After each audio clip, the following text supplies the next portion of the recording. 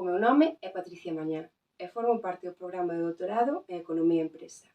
Isto permíteme investigar o impacto dos parques científicos e tecnolóxicos españois, como Tecnópole ou o Parque de Vigo, na innovación e supervivencia das empresas acollidas. A pesar de que o desempeño innovador é positivo, existen brechas significativas entre España e os seus principais referentes.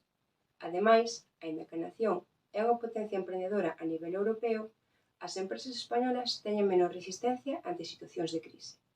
Por isto, é interesante analizar con máis detalle os factores que explican estas diferenzas e avaliar posibles estrategias para reducilas. Segundo os datos da Oficina Española de Patentes e Marcas, o número de solicitudes de patentes e modelos de utilidade viuse reducido nos últimos anos. E, segundo o INE, a taxa de supervivencia non chega ao 50% tras 5 anos de observación. É aquí onde entran en xogo os parques. Autores destacados consideran as estrategias regionais de innovación. Pero, que é ou a que se dedica o Parque de Vigo? Que se entende por innovación e supervivencia? Dende a Zona Franca de Vigo, foméntanse a cultura da innovación e a mellora da competitividade empresarial, a través de talleres para emprendedores, programas de incubación, aceleradoras de empresa.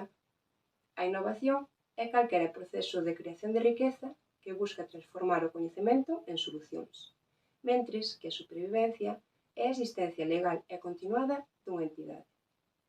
Malia a adopción xeneralizada destes espazos, existe certo debate sobre a súa eficacia. Estudos previos noutras rexións xeográficas chegan a conclusións contradictorias, tomando como referencia o número de patentes, o gasto en I+D, as empresas que sobreviven nunha industria sobre o total. Por iso, e para definir o impacto real dos parques tecnolóxicos nos resultados empresariais, establécese unha mostra de entidades a nivel nacional utilizando dúas fontes de información, o Directorio APTE e a base de datos ABI.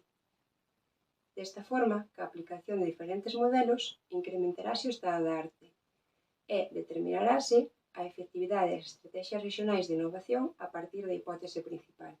As empresas dentro dos parques teñen un desempeño innovador e unha taxa de supervivencia maiores que as empresas fora dos parques.